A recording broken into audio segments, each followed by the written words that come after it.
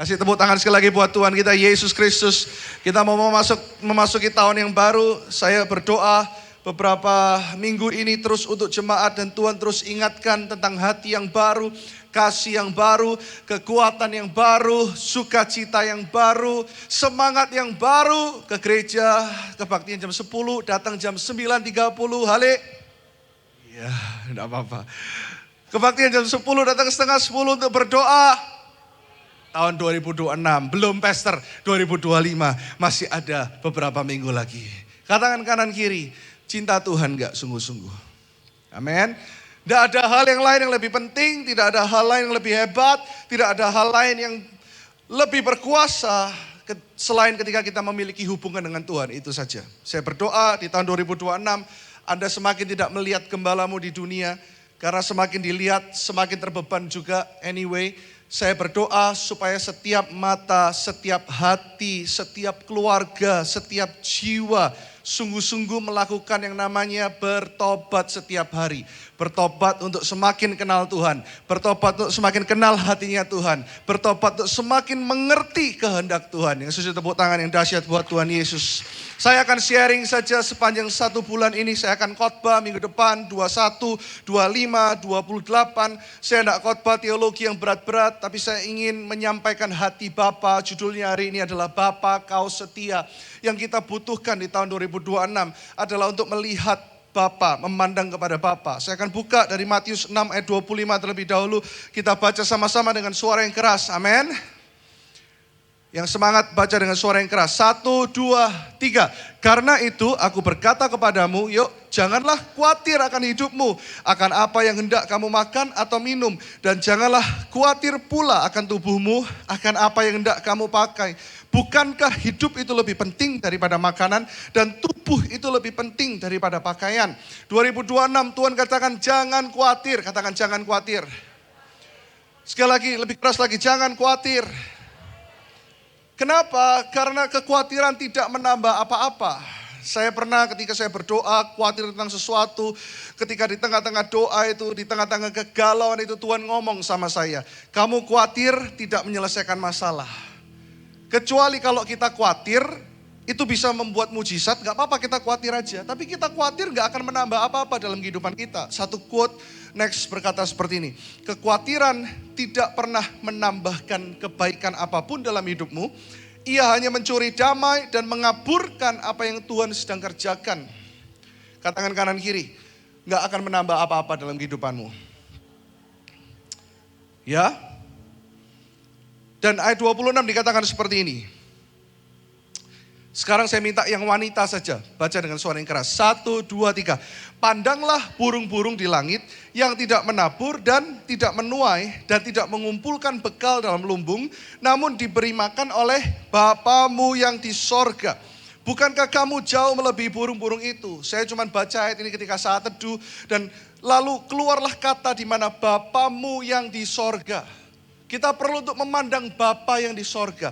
Kita perlu untuk mengerti hati Bapa yang di sorga. Karena semua yang kita bangun ini, percayalah, kita mau hebat, menjadi hebat seperti apapun. Orang hebat tanpa Tuhan, ya salah satunya Steve Jobs.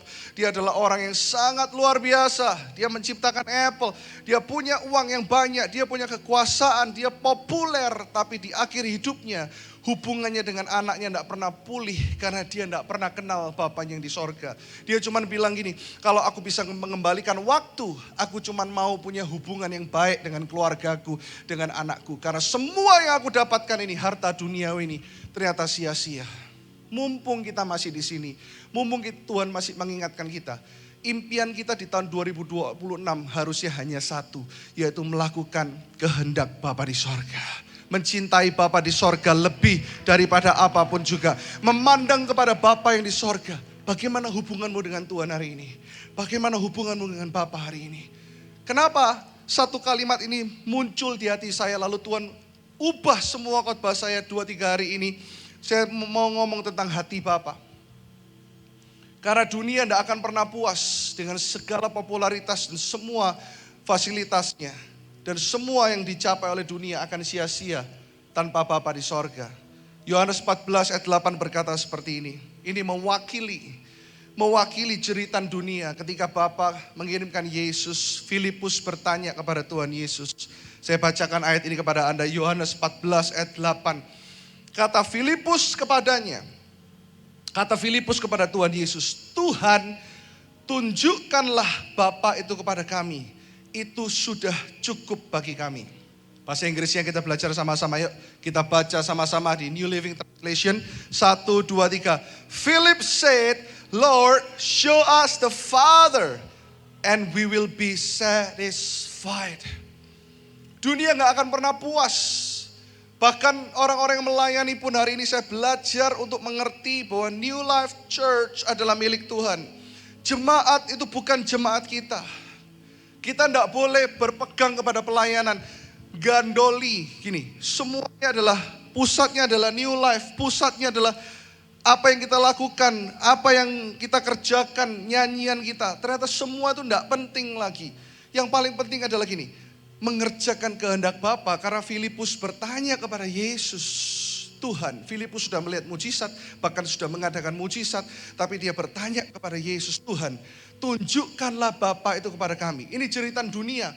Mereka mungkin tidak ngerti, tetapi itu jeritan, ada lubang di dalam hati setiap orang yang berkata, show us the Father. Bahasa Inggrisnya lebih jelas, so that we will be satisfied. Maka kami akan puas. Ternyata yang membuat kita puas, yang membuat hidup kita content, penuh, yang membuat hidup kita berharga, itu ketika kita berjumpa dengan kasih Bapa. Amin. Berjumpa dengan kasih Bapa. Ya, setuju, tepuk tangan lebih dahsyat lagi.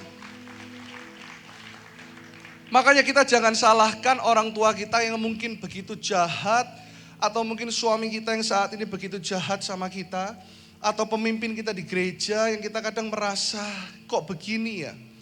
Karena setiap orang perlu mengalami kasih Bapa, dan belum tentu hamba Tuhan yang terkenal dan melayani Tuhan sudah mengalami hati Bapa dan sungguh dipulihkan hidupnya. Tapi saya berdoa di penghujung tahun 2025 ini, semua jemaat New Life Church tahu bahwa ada Bapa yang mengasihi kita. Ada Bapa yang mendampingi hidup kita. 3 hal yang saya akan bagikan. Seperti apa Bapa yang di sorga? Yang pertama, Bapa yang di sorga adalah Bapa bagi semua orang. Katakan Bapa bagi semua orang. 2 Korintus 6 ayat 18. Kita baca sama-sama ya. Dalam hitungan yang ketiga yuk.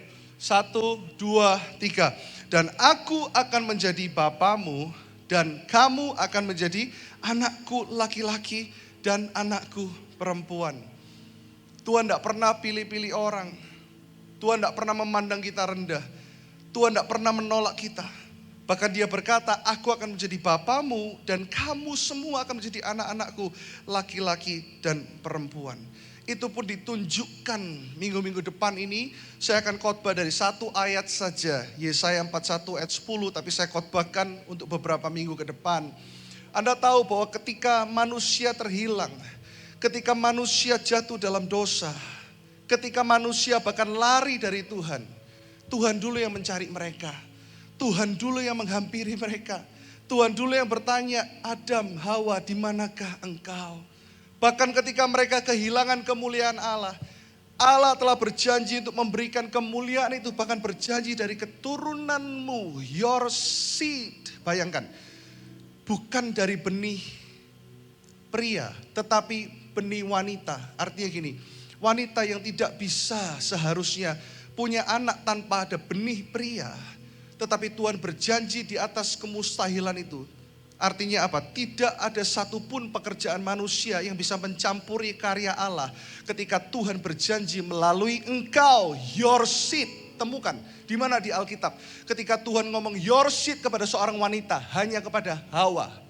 Kenapa? Karena itu janji kasih setia Bapa, melalui keturunanmu Hawa akan lahir juru selamat. Di saat manusia kehilangan kemuliaan, Tuhan merestore kemuliaan itu, langsung janji itu keluar dari seseorang yang namanya Hawa. Bukan dari benih Yusuf, tapi Maria yang mengandung dari Roh Kudus. Mungkin hari ini Anda melihat hal yang mustahil. Mana mungkin aku dipakai Tuhan? Mana mungkin Tuhan sayang sama aku? Tetapi jahat ketika manusia jahat dan jatuh dalam dosa pertama kali, Tuhan langsung berjanji akan kasih setianya yang turun-temurun atas kehidupan umat manusia. Dan waktu saya baca lagi kenapa Yesus harus lahir di palungan. Ini arti dari Bapa bagi semua orang. Artinya gini, palungan menggambarkan semua orang bisa datang ke palungan itu. Tuhan gak lahir di rumah sakit yang mewah. Tuhan gak lahir di tengah ibadah yang mewah. Tuhan gak lahir di tengah orang-orang hebat. Tapi bahkan sukacita Natal, saya berdoa ketika Anda nanti punya kesempatan ke Israel, waktu kita lihat padang gembala. Waktu saya ke sana saya lihat bagaimana besarnya padang gembala itu. Dan saya nggak tahu Pak Kris Pasekasen, kira-kira ribuan gembala pasti kan. Bahkan katanya puluhan ribu. Bahkan ada yang ngomong mungkin ratusan ribu. Orang-orang biasa tapi rindu menantikan Tuhan. Orang-orang yang datang menunggu lalu malaikat berkata ada sukacita besar atasmu. Kenapa kok kabar itu nggak datang kepada orang-orang kaya di zaman itu? Kenapa nggak kepada pendeta-pendeta dalam tanda kutip ahli Taurat Farisi yang pandai berkhotbah, yang mereka tahu nubuatan itu bahwa Mesias akan lahir. Tapi Tuhan cari hati yang hancur, hati yang remuk, hati yang rindu untuk dipulihkan. Ketika hari ini hatimu transparan di hadapan Tuhan, saya mau beritahu engkau ingin hidupmu pulih, bukan? Amin. Tetapi Tuhan lebih rindu untuk memulihkan hatimu. Tuhan lebih rindu untuk memulihkan hidupmu. Tuhan lebih rindu untuk memberitakan sukacita besar itu. Lalu gembala-gembala itu, mereka menyambut. Kita menyambut gak? Dia Bapa bagi semua orang. Semua menjadi anakku laki-laki dan perempuan. Halo, the gospel, the good news. Tahun depan adalah the great harvest. Kita mungkin belum nangkep ini. Kadang saya struggle, saya berdoa, kadang saya curhat dengan beberapa head, leaders. Gimana ya cara jemaat bisa nangkep visinya Tuhan? Gimana ya jemaat bisa berapi-api sama Tuhan? Gimana ya jemaat bisa benar-benar melihat ada 2 juta jiwa lebih di Surabaya ini belum dimenangkan? Kadang-kadang saya pikir dengan cara manusia, oh trainingnya mungkin kurang Pastor Karsten. Oh di New Life Discovery Class mungkin kita kurang ngomong. Oh mungkin gembala-gembala mereka kurang kita ajari. Tapi ketika kita mulai melihat segala sesuatu dari sudut pandang dunia, kita akan stres. Banyak hal yang belum tergenapi. Tapi di saat teduh saya, Tuhan cuma bilang ini. Tahu nggak, Surabaya akan pulih. Gereja akan banyak jiwa-jiwa bertobat. Ketika setiap dombanya mengalami sendiri kasih Bapa itu. Mengalami sendiri hati Bapa itu. Mengalami sendiri pelukan Bapa itu. Saat ini saya mau tanya, jujur dalam hati saya. Do you love your heavenly Father? Anda cinta nggak sama Bapa di sorga? Anda mungkin datang ke sini, Anda mungkin melayani, tapi Anda nggak really believe. Anda mungkin nggak benar-benar percaya Bapa itu untuk aku dan kasihnya yang membuat aku puas. Hari-hari ini ada banyak orang nggak puas, Bapak Ibu Saudara. Percayalah, Anda mau sekaya apapun. Saya pernah ketemu orang yang, saya punya teman yang sangat kaya. Sangat kaya. Ya, dia kuliah di top university di Amerika. Dia pinter lagi, dia kaya. Dia mau tinggal dimanapun di Amerika, tinggal beli apartemen. Udah, gitu aja. Gak usah kos, gak usah homestay, mobil disediakan. Kalau perlu asisten ajudan juga bisa disediakan. Sampai suatu titik ketika dalam tanda kutip menjadi anak konglomerat, itu tidak cukup. Tidak bisa memuaskan. Saya berdoa terus untuk dia. Berdoa untuk dia mengalami Tuhan. Waktu saya belum ke Amerika, waktu itu saya pelayanan. Sebelum saya menikah dengan istri saya 2 bulan di Amerika. Dan di beberapa kota, beberapa sahabat saya ini menemani saya untuk khotbah. Waktu itu saya baru umurnya 22 tahun. Saya khotbah di beberapa gereja sambil saya menginjili mereka. Saya berdoa untuk mereka. Sampai di suatu titik, teman saya ini telepon, saya bilang gini, Wak, saya ini kan panggilannya Iwa. Jadi nanti kalau salaman sama saya gini ya, Shalom Wak, oke, luar biasa. Kok tegang semua ini? Dia bilang gini, Wak, omonganmu cengli.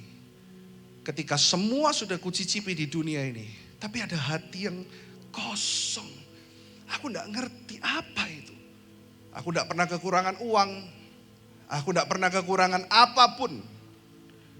Aku bisa pergi kemanapun, aku punya channel di mana-mana. Tetapi ada sesuatu yang apa? Yang kosong dalam hidupku.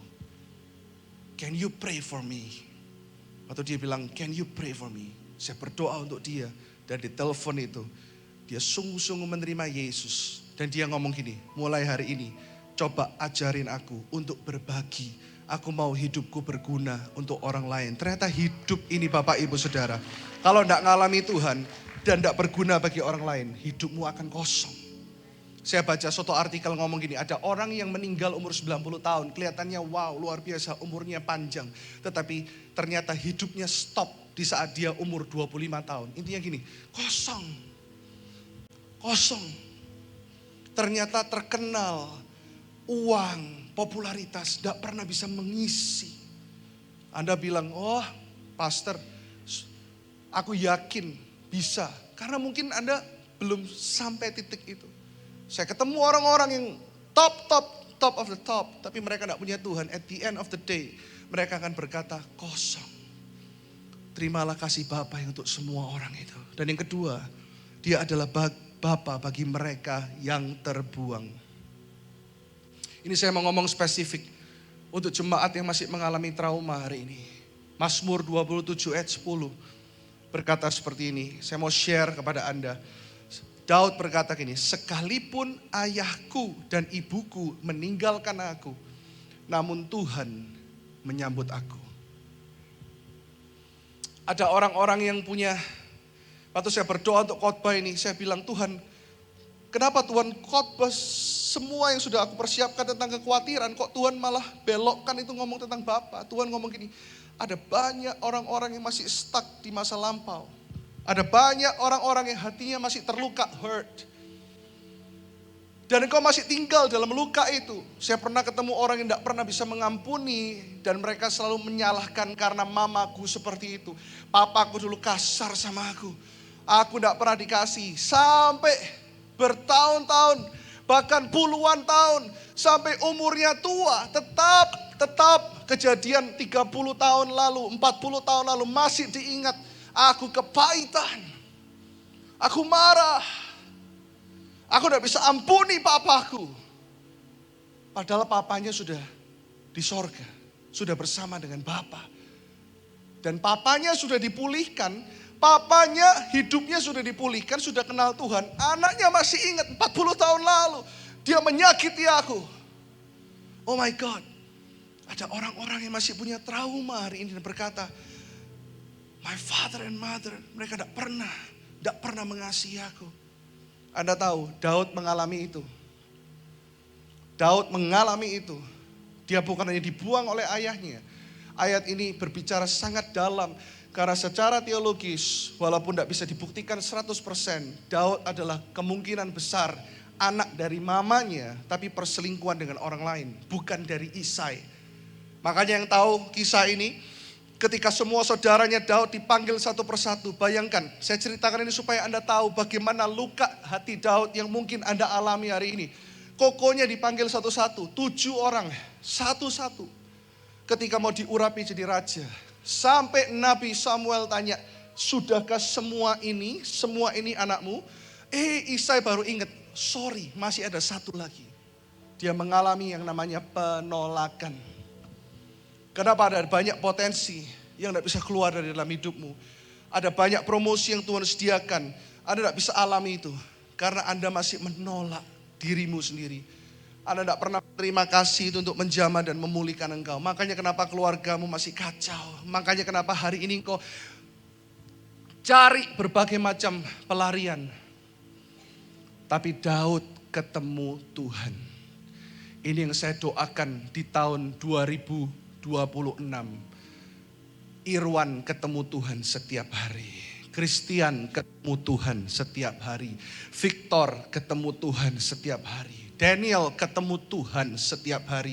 Kalau kita berjumpa dengan Tuhan setiap hari, kita akan melihat hidup kita sungguh-sungguh akan dipakai. Dan Tuhan ngomong, you are more than a conqueror. Dunia bilang, you are a loser. Dunia berkata, kamu gak even dianggap oleh mama papamu. Tapi ada Yesus Kristus, Allah Roh Kudus yang setiap hari berkata kepada kita, kamu lebih dari pemenang. Kamu adalah harta karun yang mulia. Aku menciptakan engkau indah. Aku menciptakan engkau serupa dan segambar dengan aku.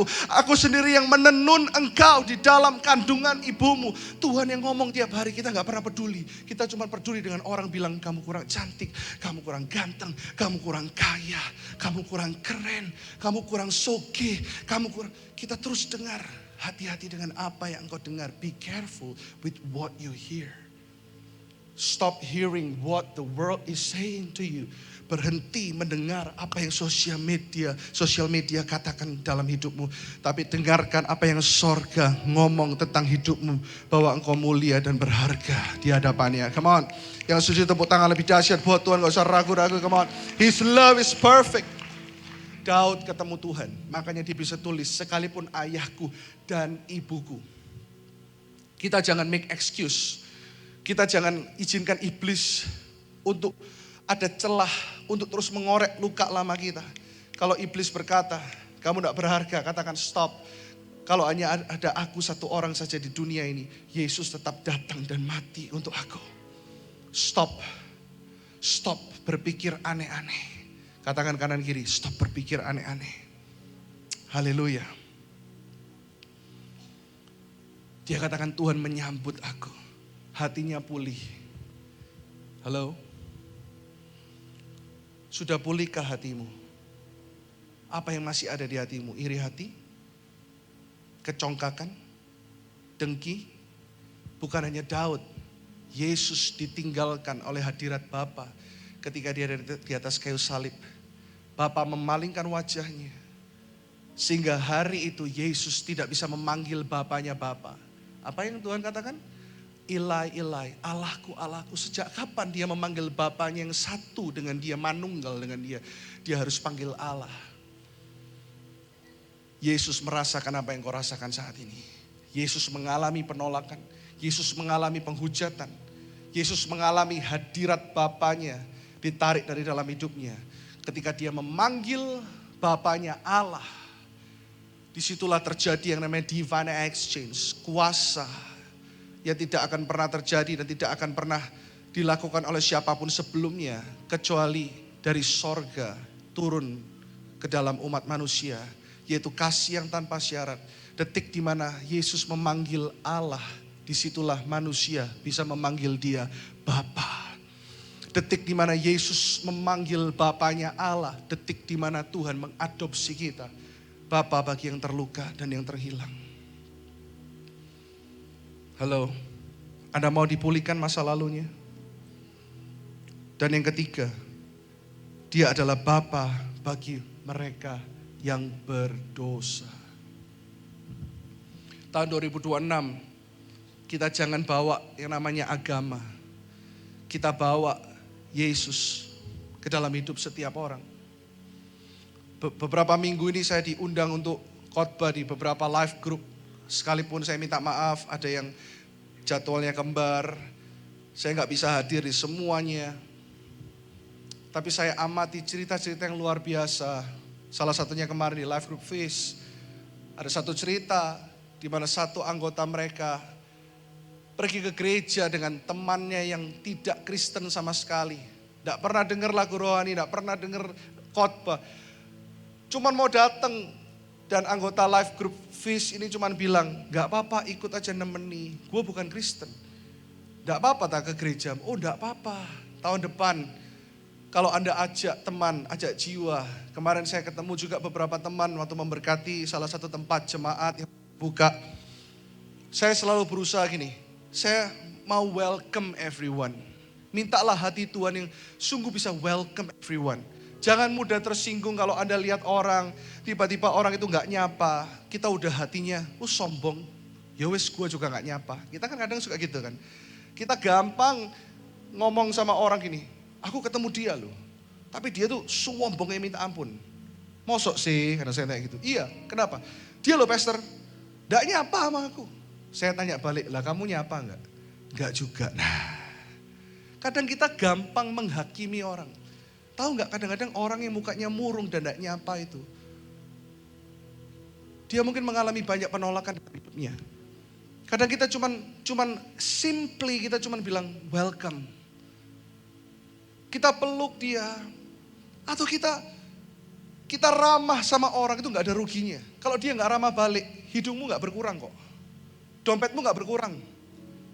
Ayo jadi orang yang rendah hati di tahun 2026. Orang yang gini, impian saya nggak muluk-muluk sih. Saya tetap berdoa jemaat ini makin berkembang, setiap kebaktian penuh, of course. Karena masih ada jutaan orang yang belum diselamatkan. Tapi impian saya nggak muluk-muluk. Tuhan, tuntunlah langkahku setiap hari untuk bertemu dengan orang yang berdosa, yang perlu kasih Tuhan. Dan singkat cerita kemarin kesaksiannya, anggota FIS ini ajak temennya datang ke gereja.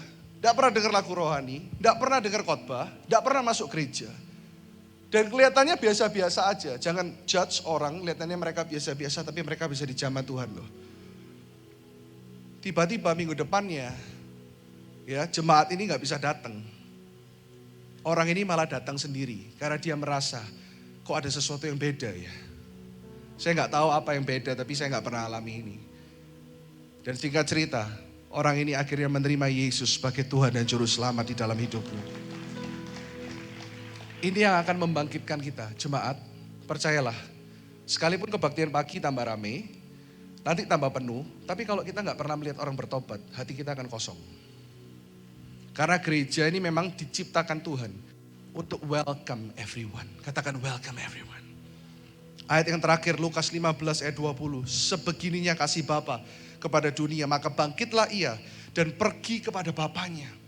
Ketika ia masih jauh, ayahnya telah melihatnya. Anak durhaka ini, anak yang menolak semua kasih bapaknya ini, minta harta, lari, kerja di kandang babi, hidupnya tidak karuan, bau, miskin, bangkrut, dibohongi semua temannya. Orang yang kayak gini, bapaknya masih tergeraklah hatinya oleh belas kasihan. Ayahnya itu berlari mendapatkan dia, bukan cuma berlari, merangkul dan mencium dia. Gereja harusnya ketika melihat orang berdosa, berlari, merangkul, dan mencium mereka. Kenapa jarang kita lakukan itu? Karena kita pun mungkin belum mengalami kasih yang seperti itu. Karena Alkitab berkata, ketika engkau tahu engkau diberi banyak, engkau akan memberi banyak. That's it. Kalau hari-hari ini kita susah, head department, gembala-gembala, kita susah ngajakin orang, ayo pelayanan, ayo rajin ke gereja. Susah karena orang tersebut belum mengalami menerima banyak dari Tuhan. Orang yang paling berdosa, ayahnya berlari, merangkul, mencium. Bahkan cerita selanjutnya lebih dahsyat lagi. Dipakaikan robe, jubah. Itu tanda identitas yang baru, kemuliaan. Cincin diberikan, otoritas ilahi ketika anaknya ini pulang dan mau bertobat. Ada satu video sebelum 3 konklusi. Video ini mungkin video lama. Tapi waktu saya lihat beberapa minggu lalu, video ini jauh dari kasih Bapa di sorga. Trust me. Video ini gak ada apa-apanya dibandingkan dengan kasih Bapa, pengorbanan Kristus, Allah Roh Kudus. Tetapi video ini paling tidak sedikit bisa menggambarkan bagaimana kasih Bapa di sorga yang rela mengirimkan Yesus untuk mati. Bahkan sebelum kita bertobat, kita masih berdosa, benih kita masih berdosa. Dia sudah berikan segala-galanya. Maaf ya, dia tidak memberikan persepuluhan. Enggak. Dia tidak memberikan setengah dari yang apa dia punya. Tapi dia memberikan semuanya. The Prince of Peace. Seperti ayat emas kita yang dibacakan sebelum jam 10 pagi tadi. Wonderful Counselor. Dia yang adalah segala-galanya. Yang sorga punya. Diberikan tanpa batas kepada kita. Itulah kasih Bapa kepada kita. Yang harus kita tularkan kepada dunia. Dan kepada Surabaya. God bless you, church.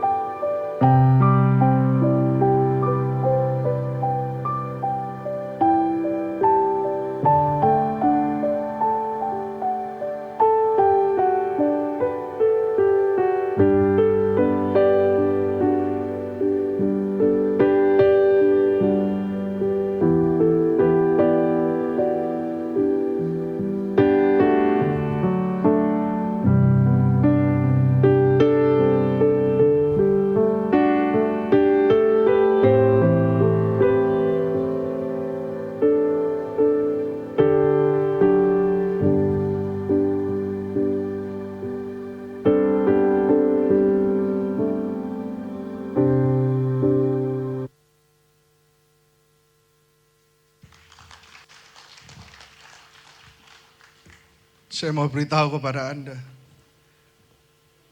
kita semua ini adalah orang yang di dalam kereta itu, termasuk saya. Karena Alkitab berkata, tidak ada satu orang pun yang bisa berbuat baik. Semua manusia telah kehilangan kemuliaan Allah. Tapi detik di mana kemuliaan itu hilang, detik itu juga Tuhan memberikan janji. Mana ada sih pencipta segalanya, tapi mau diremukkan, direndahkan, bahkan janjinya itu adalah membuat dirinya mati untuk dunia. Show me. Tidak ada agama manapun yang mengajarkan kasih yang begitu besar. Semua agama mengajarkan kita untuk menuntut untuk kita berbuat baik.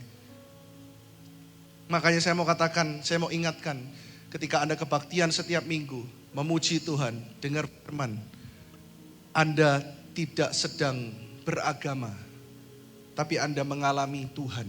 Anda adalah orang-orang yang bertuhan. Kekristenan bukan agama.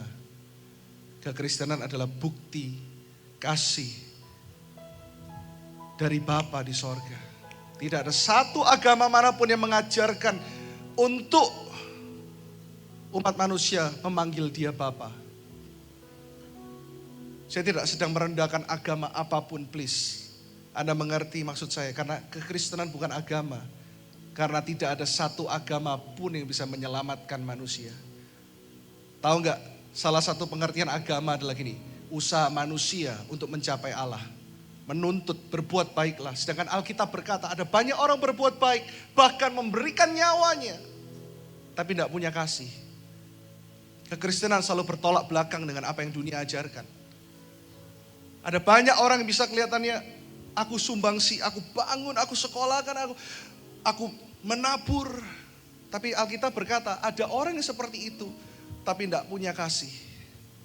Ada banyak orang melakukan itu untuk namanya, untuk nama keluarganya, bahkan untuk keselamatannya. Karena agama selalu berkata, lakukan ini supaya itu membayar dosamu, berbuat baiklah. Tapi kekristenan selalu mengajarkan kita untuk kita menerima kasih-Nya. Simply menerima. Di saat kau trauma, ada satu ayat yang berkata gini, Tuhan itu tidak lekang oleh waktu. Dia bisa kembali ke masa lalumu untuk memulihkan hidupmu. Satu quote ini dibuka, engkau tidak bisa mengubah masa lalumu. Tetapi Tuhan sanggup memulihkan setiap luka yang pernah ada. Dan bersamanya engkau akan melangkah menuju masa depan yang penuh harapan dan pemulihan. Mari kita bangkit berdiri sama-sama. 3 hal hari yang kita belajar. Dia adalah Bapa bagi semua orang. Bapa bagi mereka yang terbuang. Bapa bagi mereka yang berdosa. Tuhan cuma bilang gini, New Life Church, we have to be different. Kalau kita cuma mau lebih besar, lebih mewah, lebih rame, gampang, undang aja artis terkenal tiap minggu, non-stop. Tetapi Tuhan cuma memurnikan hati saya tiap hari dan berkata, apa sih tujuannya nanti? Di sorga nanti gak ada sinode A, B, C, D, E, gereja A, B, C, D, E. Semuanya Tuhan lihat itu adalah dombaku, Tuhan ngomong, bukan dombamu. Makanya kalau Anda melayani kadang-kadang yang suka bercanda, ini loh dombanya pastor. Bukan, karena pastor pun dombanya dia. Tugas saya cuma mengarahkan setiap hati kepada Yesus. Saya ngomong sama istri saya kok, ada orang yang ngomong gini, saya setuju gak setuju. Sampai kapanpun, sampai tua, memutih rambut. Pokoknya aku tetap melayani Tuhan jadi gembala. Kalau melayani Tuhan benar sampai hembusan nafas terakhir. Tapi jadi gembala sampai tua, sampai memutih rambut belum tentu. Kalau Tuhan bilang biarkan yang muda, kita akan mundur dengan sangat bangga menjadi pengkhotbah dan berdoa bagi orang-orang yang mau dipakai sama Tuhan. Tuhan cari hati yang seperti itu. Karena at the end of the day, New Life Church bukan punya Irwan Alexander, bukan punya Carsten Mark, bukan punya gereja Bethel Indonesia. New Life Church punyanya Tuhan. Hidupmu punyanya Tuhan. Masa depanmu punyanya Tuhan. Saya cuma rindu sebagai gembala, Tuhan ajar aku untuk semaksimal mungkin bisa membawa jemaatmu. Mana ada agama yang mengajarkan 99 yang baik ditinggal, tapi ditinggal dengan aman. Jangan Anda berpikir, oh kok Tuhan waktu itu meninggalkan 99. Tuhan make sure 99 aman. Dia mencari satu yang berontak. Itu hanya kekristenan yang lakukan itu. Hanya Kristus yang lakukan itu. Makanya kita kalau masih mau mencuri kemuliaan Kristus, siapalah kita? Kita semuanya hamba. Yuk, taruh semua hidupmu, keluargamu, pekerjaanmu, bisnismu. Sebelum celebration minggu-minggu ke depan. Saya cuma berdoa perayaan minggu-minggu depan adalah perayaan di mana setiap jiwa mengalami Tuhan. Semua yang melayani pun kita bisa mengalami Tuhan. Bawa hidupmu kepada Tuhan. Sekalipun ini belum tutup tahun, tapi hari ini seperti kebaktian tutup tahun. Karena saya tahu ada beberapa yang juga akan berlibur. Seperti kebaktian tutup tahun. Serahkan semuanya kepada Tuhan. Termasuk kepahitanmu, masa lalumu. Karena engkau tidak bisa rubah itu. Tapi Tuhan bisa kembali ke sana untuk memulihkan hidupmu. Stop. Seperti istri Lot. Terus menoleh ke belakang. Stop blaming. Berhenti menyalahkan orang lain. Angkat tanganmu, katakan. Kau tunjukkan kasih setiamu.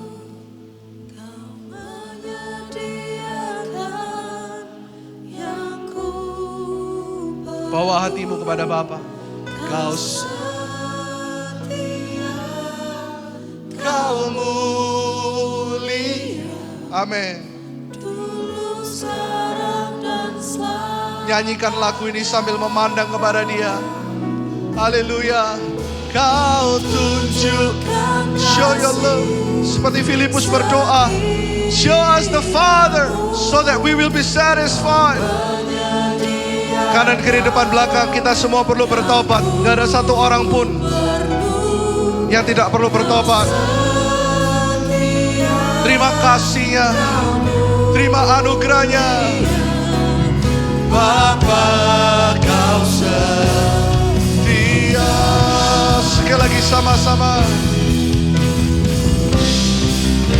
Oh, kau tunjukkan kasih setia.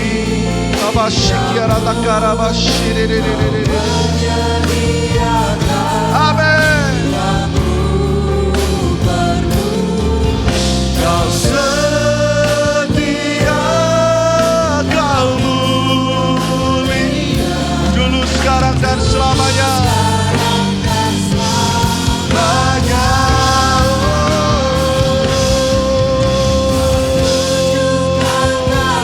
Kasih-Mu Tuhan. Semua gak ada yang berdiam diri. Semua angkat tangan terima kasih Bapa saat ini. Jangan lihat kanan kiri. Lift up your hands. Kau setia, kau mulia, Bapa kau setia. Semua tutup mata. Suami istri bergandeng tangan. Yang sudah bertunangan pun Anda boleh bergandeng tangan. Yang datang sendiri angkat tanganmu tinggi. Gak ada urusan, Anda tidak mau angkat tangan, gak ada urusan dengan saya. Sekali lagi saya tidak punya beban apa-apa kok. Saya cuman pemberita. Tapi yang diberitakan adalah the one that is dealing with you.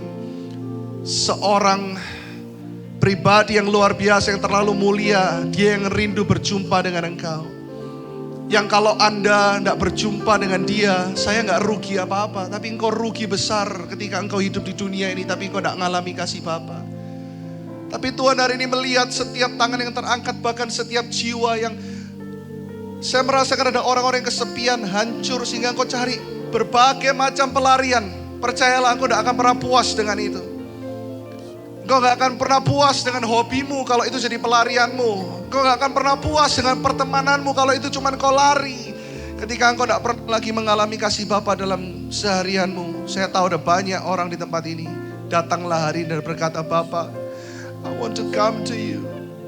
Seperti anak Yang sadar itu Tuhan, aku dari kandang babi. Bapa berkata, bapaknya menunggu. Bahkan cerita aslinya, bapaknya menunggu setiap hari dari tirai rumahnya untuk dia melihat anaknya kembali. Dan anak yang kotor itu, bapaknya bukan berjalan tapi berlari, merangkul, mencium. New Life Church, The Great Harvest 2026. Gereja ini harus berjalan dan berlari, merangkul dan mencium setiap orang yang terhilang di luar sana. Tapi sebelumnya, kalau Anda tidak pernah rasakan kasih itu, mau dikhotbahi selama setahun tentang jiwa-jiwa, cinta jiwa, gak akan pernah mempan apa-apa karena Anda tidak pernah sendiri mengalami pemulihan itu. Tapi hari ini aku berdoa, ada jiwa-jiwa yang dipulihkan, hati. Bahkan Tuhan katakan gini, tadi pagi sudah menjadi masa lalu. Jangan balik ke tadi pagi, jangan balik. Ada tadi pagi engkau baru commit a sin, engkau baru berdosa pagi tadi dan engkau merasa gak layak. Tuhan katakan jangan balik ke tadi pagi, masa lalu itu. Lihat masa depan. Dan Tuhan mau pulihkan setiap gembala-gembala juga yang sudah melayani Tuhan. Dan istri-istrinya yang belum melayani Tuhan, ayo berdoa supaya setiap suami istri dalam life group bisa melayani Tuhan. Pemulihan terjadi pagi ini, serahkan setiap masa lalumu ke dalam tangan Tuhan yang kudus. Dan lihatlah masa depan yang penuh dengan harapan. Aku berdoa 2026 adalah tahun yang gemilang, tahun yang penuh harapan, tahun yang diberkati Tuhan, tahun yang penuh kemuliaan Tuhan. Ada promosi, ada berkat yang dicurahkan. Karena hatimu adalah hati Bapa untuk dunia dan untuk jiwa-jiwa. Kami lepaskan hadiratmu saat ini. Jangan lupakan khotbah ini, please. Bukan karena ini khotbah saya, tapi ini adalah surat cinta Tuhan untukmu. Di dalam nama Yesus, semua yang dipulihkan dan siap masuk 2026, katakan amin 3 kali. Amin. Lebih dahsyat lagi, tepuk tangan lebih dahsyat lagi buat Tuhan. Come on. Tepuk tangan buat Bapamu yang di sorga. Look to your heavenly Father. Pandanglah kepada Bapa yang di sorga. Amin. Silakan duduk, Tuhan memberkati.